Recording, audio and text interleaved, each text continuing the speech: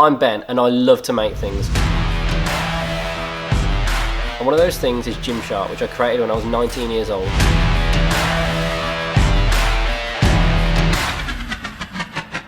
As a kid, my dream was to play for Villa. I quickly realised that I wasn't going to do that. I wasn't going to play for Villa. So what I did is I ended up falling in love with the gym, and that was a really big moment for me.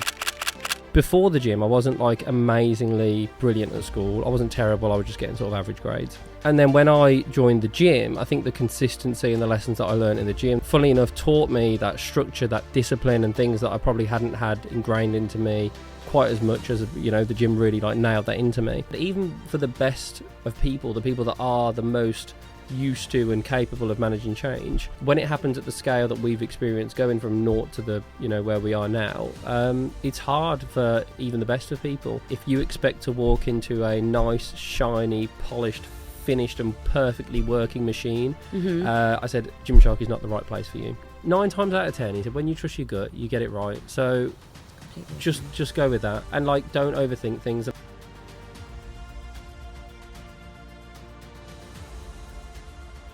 I'm Francis. Welcome to Men on Your Mind. Thank you. Thank you for having me here. This is a true honour to be in the Gymshark HQ, and I mean, I'm just amazed at what you've built. Reading your stats online is incredible, but coming here and seeing the environment you've built, seeing how happy everyone is, by the way. I feel like I'm at uni, where it's like a campus and the sun is shining and everyone's smiling and there's everything going on. Monday, we've got all the guys up from London, so yeah, it's a nice day to be here. But you need a tour of the entire place. You haven't seen the whole place yet. I'm excited. I'm going to see it after this. But, you know, Gymshark is a global brand now, and you founded it when you were 19. Yeah. It's now worth 1.25 billion, and you have over 900 employees. And the one thing that when I speak to entrepreneurs, when they say they started a business, was they had a purpose. Yeah. So what was your purpose? What was your reason? And what was your why for starting Gymshark? To be honest, it's a bit of a weird one. So and I was just talking to funnily enough, I had a similar question from the London team on this. So as a kid, my dream was to play for Villa, right? Growing up around here, I wanted to be a footballer, I wanted to play for Villa. But you realise fairly quickly as a kid whether or not you're going to be pro, right? Because kids go into academies very young now. I quickly realised that I wasn't going to do that. I wasn't going to play for Villa.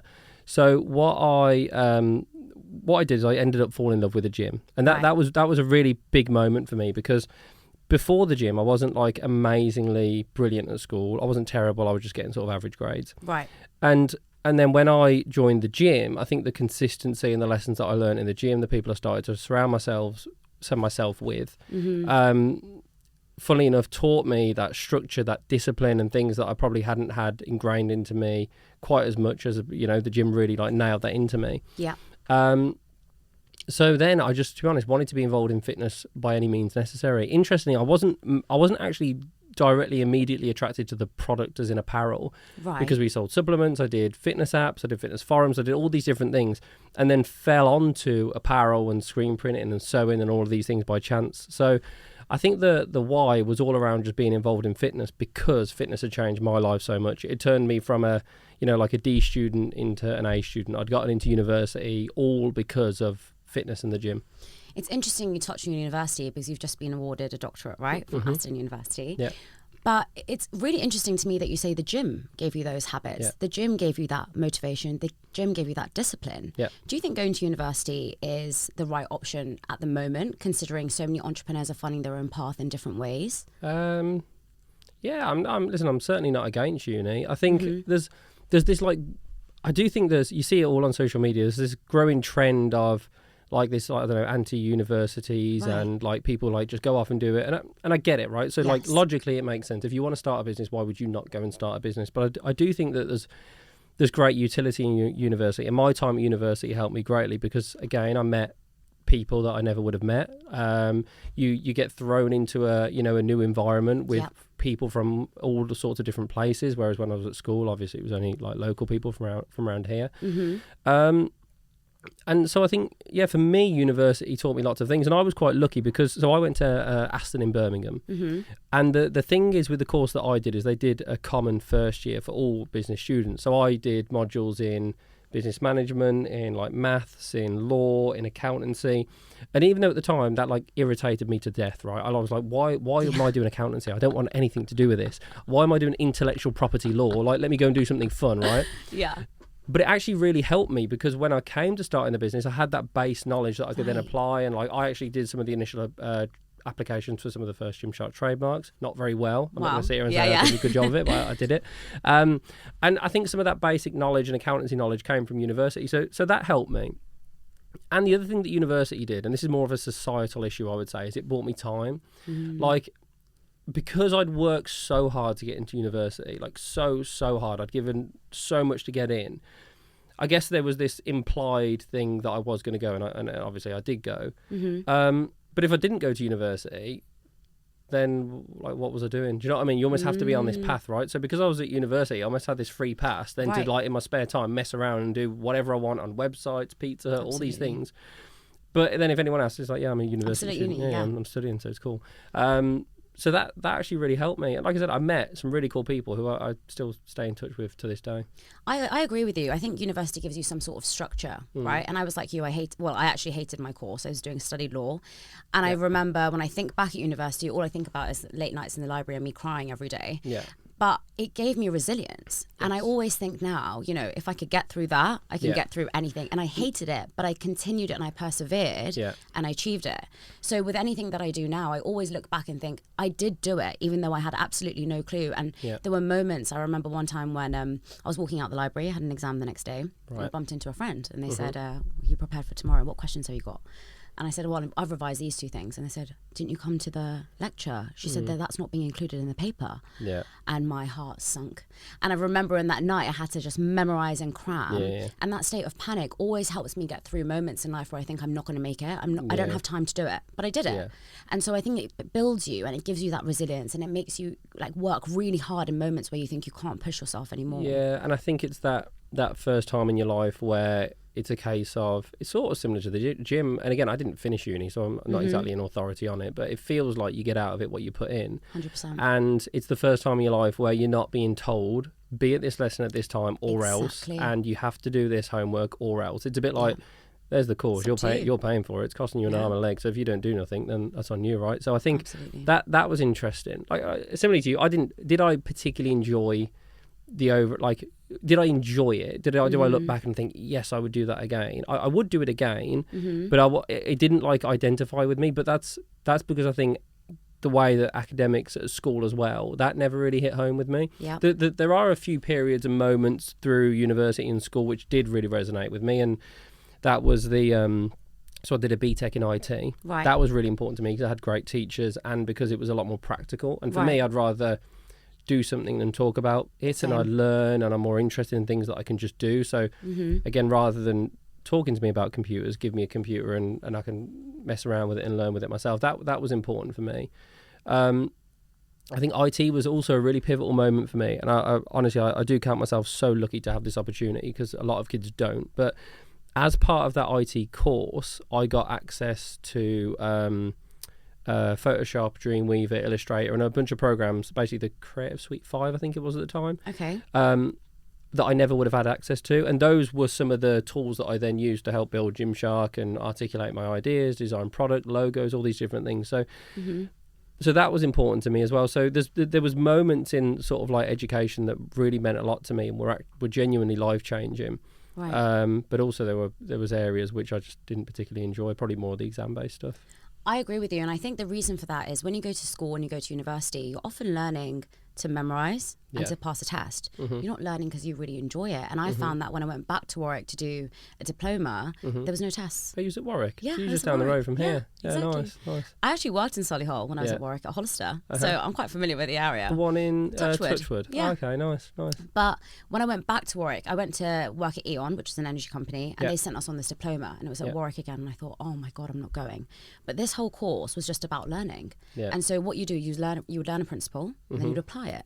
Whilst you didn't have any tests. Yeah. And I thrived in that, and I think that's what we really need to encourage in the education system as well, is what are you actually learning? What do you enjoy? How can you grow? And then how can you apply it? But I want to actually go back to you building Gymshark. So I know you've built other companies and you built loads of apps before that. Yeah. But talk to me about when you first started Gymshark. Why the name? This is such a boring answer. So the name was just because, so there was several apps, several websites, and it was a case of the actual sort of like the MO in my head was I want to make a website that will transact, right? Because I'd never made a website or an app that had sold anything or could sell anything.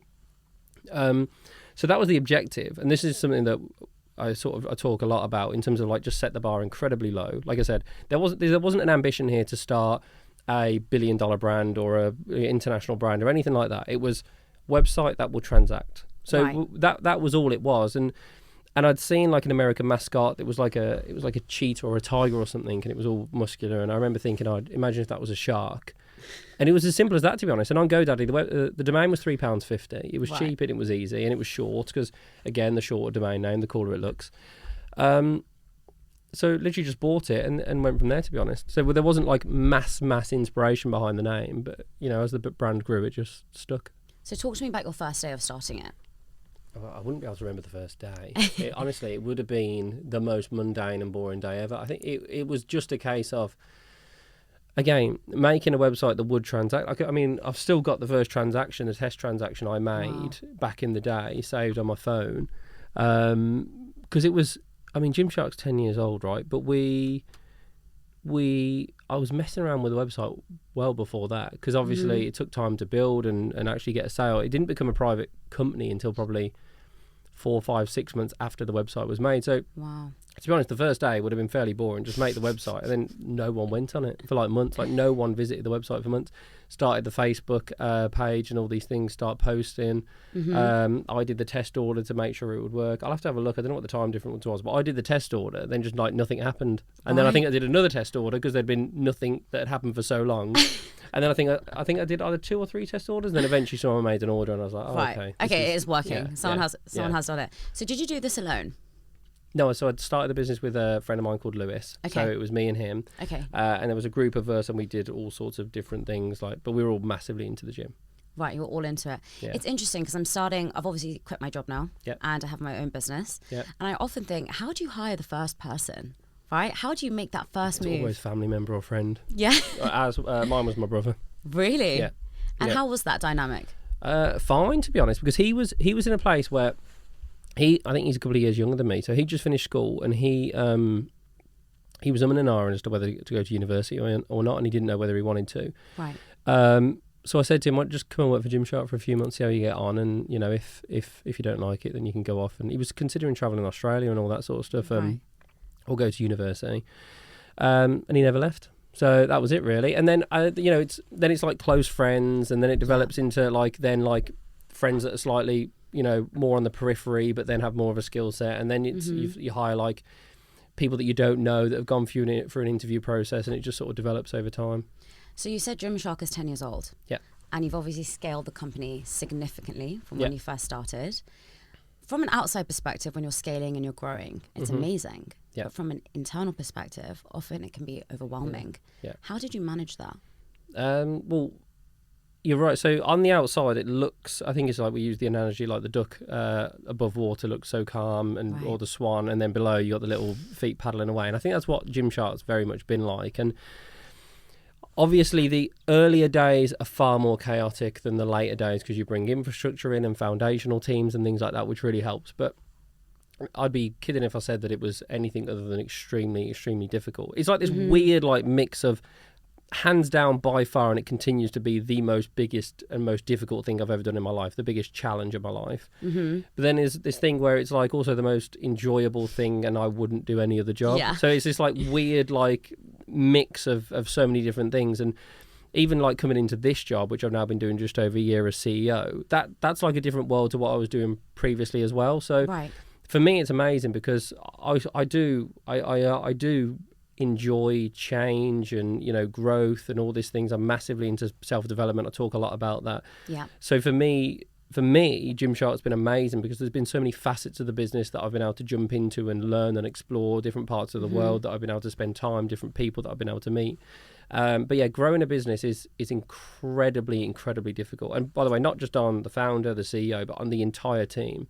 It's a very, very difficult place to be because what you are is you're betting and hoping on a probability that is the outcome is low, right? The likelihood is that I want Gymshark to be one of the most iconic brands on planet Earth. Right.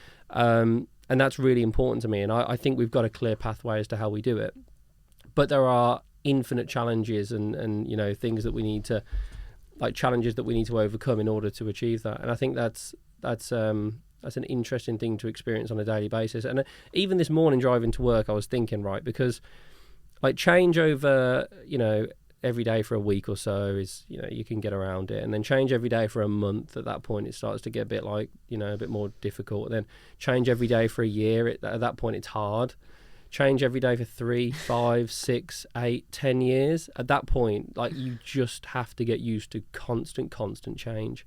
100%. And it's more of that mindset shift that, again, everyone in the business has to be in this point of change, of problem solving, all the while of this day zero attitude that we talk a lot about at Gymshark. And I think it's a very different mindset to maybe what it would be like at a more established company. And I know that not because I've worked at massive established companies, but because we've had people that have come in and have fed that back as they've joined the business.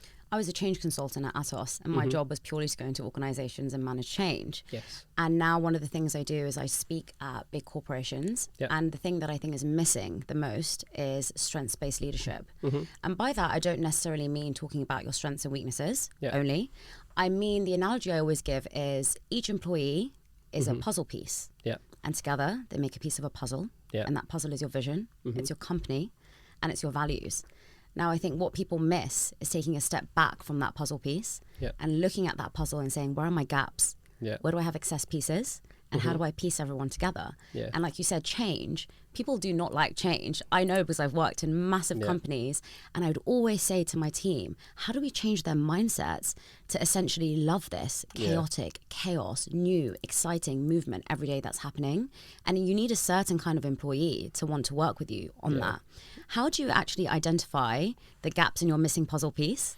And how did you actually let go of people who were, I would say, as an excess puzzle piece? Yeah, again, that's hard, and I think that's something that's learned, and I definitely don't think we've perfected it yet. And I mean, listen, there's been people that have left Gymshark from day dot, right? We've had 10 years of people leaving Gymshark. Clearly, we've grown the business dramatically. Mm-hmm. I think we're still working on it. I think it's important to have open conversations. We'll have lots of I'll have open conversations with the people that I work with as to the future of the business, what I guess I need from them. They'll have conversations about what they need from me. Mm-hmm. And like I said, even for the best of people, the people that are the most used to and capable of managing change, when it happens at the scale that we've experienced, going from naught to the where we are now, it's hard for even the best of people. Right. So I think openness is really important.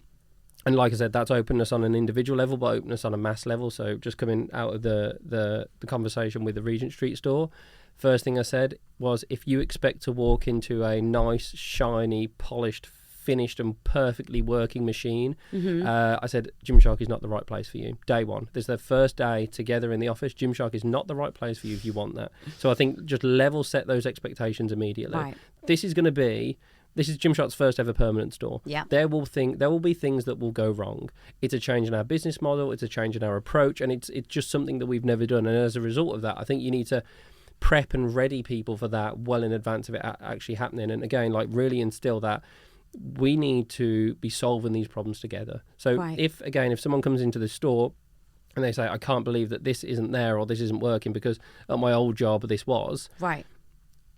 Standing around moaning isn't going to help. But we need to work together as a team as to how we solve that and create those systems, processes, whatever it is, so that we can get onto that level. Because whilst Gymshark is great at certain things and we've grown a brilliant brand and culture and product, again, we've never run a store, and we're going to make some simple errors and mistakes, and we need to pull together and solve those problems. And why did you decide to open a store? Because your whole ethos, and actually it's really funny, when I was working at Eon, we were creating a digital product. And people from Eon came to Gymshark to learn from you. I don't know if you remember, they actually spoke to you, and they spoke to you around how you've created a product solely online and how you manage your customers and how you digitize an entire process.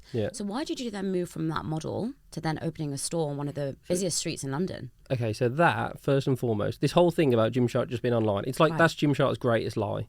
Genuinely, because what people forget is the the first time Gymshark had a moment was at the Body Power event in Birmingham, right? Right. The next time Gymshark had a moment was at the Cologne event in a FIBO event in Cologne, Germany. Gymshark had moments in Ohio, in Columbus, Ohio, in Los Angeles, California, in Melbourne, Australia. Gymshark's moments, more often than not, the good ones are in person, right? Like, I mean, we've had mess ups online. 2015, we messed up in Black Friday. There's lots of things that you know, and like I said, like, Gymshark is seen by the masses online. Hundreds of millions of people visit the website every single year. And whilst that's what people see, I think the thing that has made Gymshark special is that blend of the two, the online, the offline, the community that both exists in the gym and at these events and will exist at the Regent Street store, and combining that with the different apps that we run, the website that we run.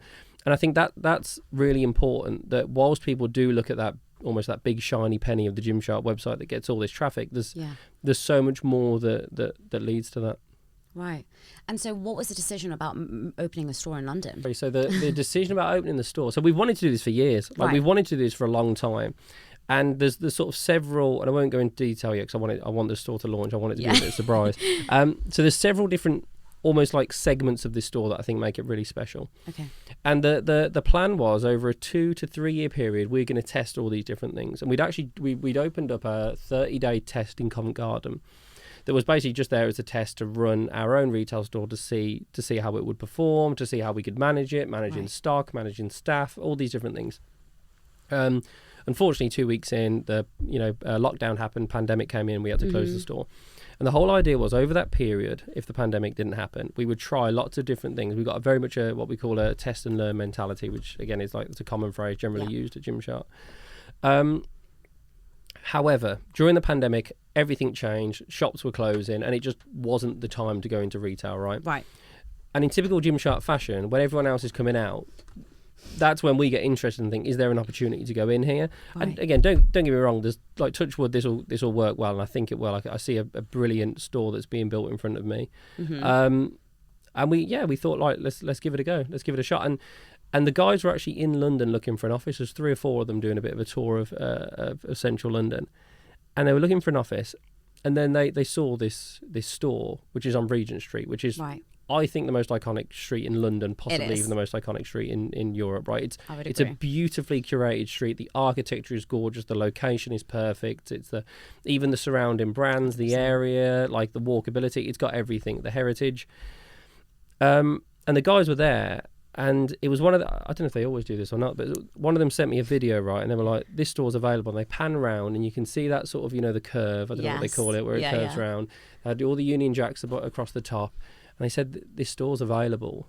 And I think we can make it make sense, like financially, commercially, for the brand. I remember thinking, not a chance. Like, a brand of our size wouldn't be able to do that. And we actually worked really closely with the Crown Estate, and I think they were super helpful, right? Because the Crown owns the vast majority of the stores on Regent Street. And I think they were super supportive in the fact that Gymshark is a British brand, and again, we want to be that iconic British fitness brand.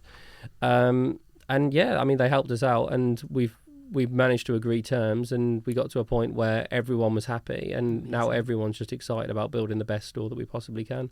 So it was a bit of a moment in time, and I think, funnily enough, if the pandemic didn't happen, whilst it sort of was a massive, it caused lots of difficulties in our plans, I don't think we'd be opening the store if it didn't happen. So I'm so excited. It is gonna be iconic, and it is incredible to see a British brand there with a massive store, right? It's huge.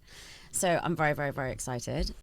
In 2015, you took a step back from being Gymshark CEO because you felt at that time you weren't the best person for that role. A lot of people in that situation, number one, wouldn't have the self-awareness to understand that position. But even if they did, they wouldn't have the mindset to allow them to make that decision. Because I think there's a fear of loss of control, but also a loss of importance. How did you allow your ego to not take over in that moment? So there's a few factors at play here. So one, I felt like there was clearly a better person to do the job than me. So I think that was one. I think the love for the business and everyone that was a part of the business, and the desire for them to be successful, and like I said, the love for the brand as well, because the love for the individuals in the business and then the brand and all these different things, they're sort of slightly different. And I was desperate for the business to succeed. And I was well aware, even at that point, that this was a once in a lifetime opportunity. And I'm still like very, very, very aware of that now. Right. That like things like this, brands like this don't just pop up regularly. Like they don't. And particularly for us to have achieved what we've achieved, a start from the West Midlands. Again, love the West Midlands, but it's not, full of rapid growth, large scale startups and things like that. So for us to have achieved what we would achieve to that point was even then incredibly unique. Right. So I think it was a combination of things. I think it was my love for the brand, my love for the people who were in the business, but also that knowledge that Steve was the right person to do the job. And I was in this weird point of like confliction between double down on your strengths or do I focus on and learn and grow my weaknesses. Yeah. And up until that point, I'd had to pick one or the other. And this was a really unique situation that I found myself in, where looking back, I now realise I didn't actually have to choose one or the other. Because Steve would manage the business, right, I could almost do both, right? So I could double down on the brand and the product and things like that. But I could also like test myself in finance and in operations and areas where I wasn't as strong and fail almost without consequence, because him and the people around me would then help support me. So I got the luxury and pleasure that I think very few people get of, I had time to both manage my strengths and focus on my strengths, but also work on my weaknesses. And there was this it's almost like I said about university. University is this period where you've got like a free pass to almost within reason outside of your studies do whatever you want. And I felt like I had that again, but in a real business context where it was both high stakes enough for me to be super aware of what I was doing, but also I had the support around me to know that the whole house of cards wasn't going to fall down if I made like one particular mistake, or I had the support where people would at least help me. So I sort of had the best of both worlds, and I think that's a really unique position that I was very lucky to find myself in. And it was great actually, because leading up to where I am today, which is in the CEO job myself, during that period I got to work with, like, I managed directly the product team, the tech team, the brand team, and I got to sit in factories and build product. I got to go to all the different events. I got to visit the Facebooks and Googles of this world, and that experience for me, being able to literally travel the world, manage teams and do all that with the support of the great group around me was it was amazing. And I guess the older I get, the more I realise it was unique. I mean, I think it's phenomenal that you took that step, because what I'm hearing from you is you have this continuous drive to learn and this continuous drive to be better. And I think a lot of people in your position who had already built $1 million brand at this point would have just said, well, it's going well. I'm doing okay. I don't need to take that step back and learn so much and be the best in everything. And I think that's why Gymshark will be the most iconic brand in the UK, because you can see that through everything that you're doing. One of the things I wanted to ask you was how you manage your relationships, because from every entrepreneur I've spoken to, from every person on this podcast I've spoken to, they're successful in their own right, but they've had to sacrifice a great deal. Robin, your wife, she is successful in her own right. And I'm sure there's days in which you're hitting your goals, you've reached this massive milestone, and she's feeling low. And there's days where she's come home incredibly happy that something great has happened. And you're feeling really low. And it's very difficult to be in sync in any relationship with your highs and lows. So how do you both manage that with each other? Well, first and foremost, she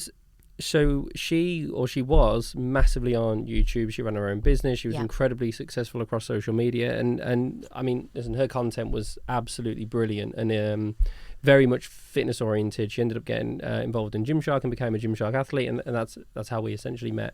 Right. Fast forward to today, being like in our 30s and married. This is a weird one. I don't really talk too much about this, but we were faced with a bit of a decision where like something had to give in a way. Like she couldn't necessarily be doing all the things that she was doing, and I was doing all the things that I was doing. Right. Because we would almost have ended up living two separate lives. So I am so lucky in the sense that she slowed down her business. Right. And focus on her business so that I was able to do and focus on the things that I was doing at my business. And she's, like I said, so supportive, and she is my rock, and she helps manage like everything that we do at home and things like that. And she's super proud of that, and so she should be. She's absolutely brilliant. And yeah, I think like it is tough. It is really tough. And I had some amazing advice actually. We worked a bit with Karen Brady, who's absolutely like she's lovely. She's absolutely brilliant, really intelligent as well. Mm-hmm. She actually gave me some advice, and she asked that question. She was like, how was your relationship with your wife? And she said, just make sure that you're like on this path together, because what you can't have is me flying around the world doing all these things and then Robin either flying around the world or staying at home. Like, we have to be on this journey together, because otherwise we'll be two people that just have our own separate lives, doing our own separate things with our own separate groups, and that really stuck with me. So even now, like, Robin will often travel with me. Mm-hmm. We'll do most things together, and also I think just little things like protecting weekend time I think is important. But I guess having those defined roles really, really helped us. Like, genuinely, it really, really helped us. And it's created an environment where, as a group and as a family unit, we're achieving even more, significantly more than what we was previously. Together. It's interesting you say protecting weekend times and protecting some evenings, because one of the things I struggle with at the moment, and I think a lot of entrepreneurs struggle with in the beginning, is you're obsessed with your work. Yes. You love it. You're passionate about it, and I want to do it 24/7. And recently I've been feeling a bit scared, because when I am somewhere, I'm like, I just want to go home. I just want to be on my laptop. Yeah. And it's also muddled with this term around, glamorizing overworking, which is what everyone's saying at the moment. And it's difficult because I've heard you say this, and I've experienced it myself. Every successful person, none of them have got to the position where they are today by working 9 to 5. Yes. And how do you create that balance of working incredibly hard every day and living in a state of chaos? I think it helps that I'm up early. I'm early into the office, and that's not because of some online motivational stuff. I just genuinely enjoy getting up early. It's what I like. I like to be in early. I like to be in bed early as well. I think managing time is really important, and being strict with time. And again, I've learned, going back to that period of just being so fortunate to be around great people, I've learned very much from watching. And I don't even know if he knows this. I don't think I've ever told him. But we work very closely with Shopify. Shopify provide all of our e-commerce solutions. They're massive, massive fan of their brand. And we did an event in Germany. And Harley, at the time, was the COO of the business. I think he's now the president. And just watching him manage his time, whether it was him managing his time or working with, at the time, I think his chief of staff, watching him manage his time was incredibly inspirational, and it really educated me on genuine time management. And he wasn't spending his time on anything that he shouldn't have been. And even little things like we went out for food of an evening, and he said, I need to be back in my room at 9 p.m. because I need to prepare for tomorrow. Yeah. And like clockwork, at 8:59, he stands up from the table, he says goodbye, good night to everyone, he goes back and he does his work, rather than, like most people would be, another half an hour, another 45 minutes, this, that or the other, I'm having a really good time.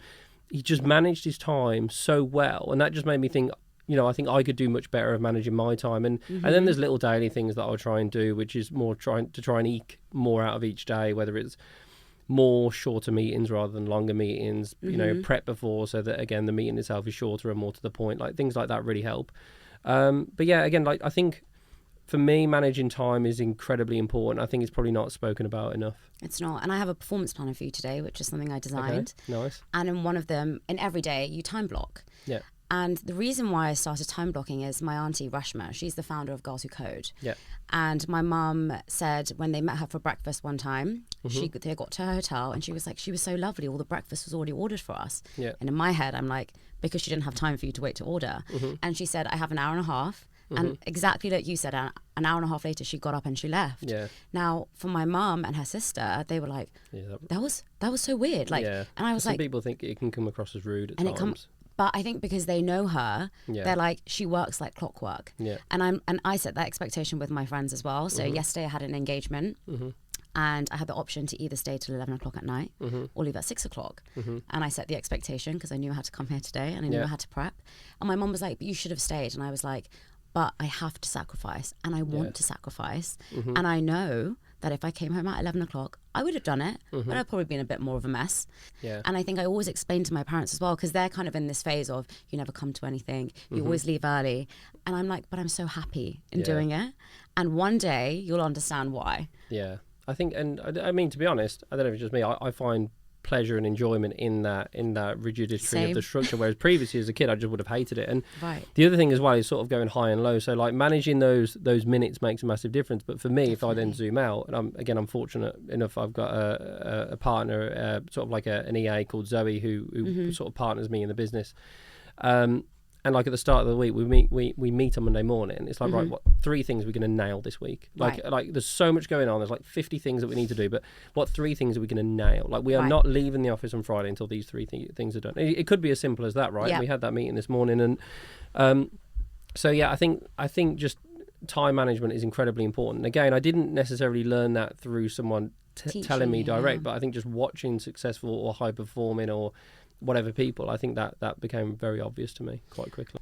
Watching people and being surrounded with the right people, I've spoken about so many times, changes your life. Yeah. And I feel like since starting this podcast, speaking to incredible people, it has changed my life. And that's really the purpose of this, is to share conversations like we've had today. Yeah. But I close every podcast with a truth or dare.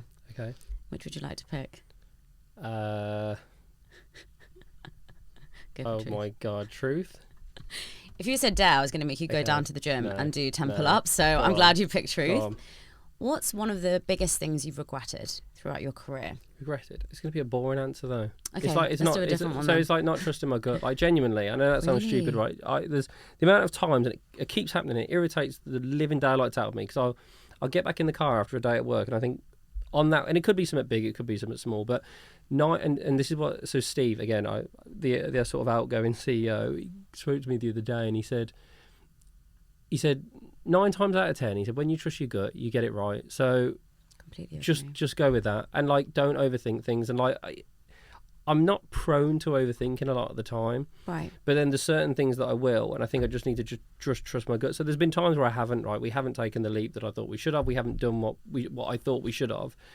And quite frankly, both myself and the business has had to pay as a result of that. So that would be the biggest regret, would be not trusting my gut, I would say. I 100% believe in trusting your gut. I think I'm a bit too in tune with my gut. I'm like, it doesn't feel right. And for me, energy is really important around different people. And often, even when I've recorded a podcast and I don't feel that energy is right, I'm like, something is off. Yeah. And I'm always right. And I feel that your intuition and that feeling in your stomach tells you so much. Yeah. And often we ignore it because we think with our heads. But I'm a massive empath, so I'm always think with your heart. But thank you so much for having me here today. It's a true honour, and I'm so grateful that we got to record this episode. Thank you. That was good fun. That was, wasn't it? Hey everyone, and thank you so much for listening to this podcast. Wherever you're listening or watching, if you could press the like, follow and subscribe button, it would mean the world to me.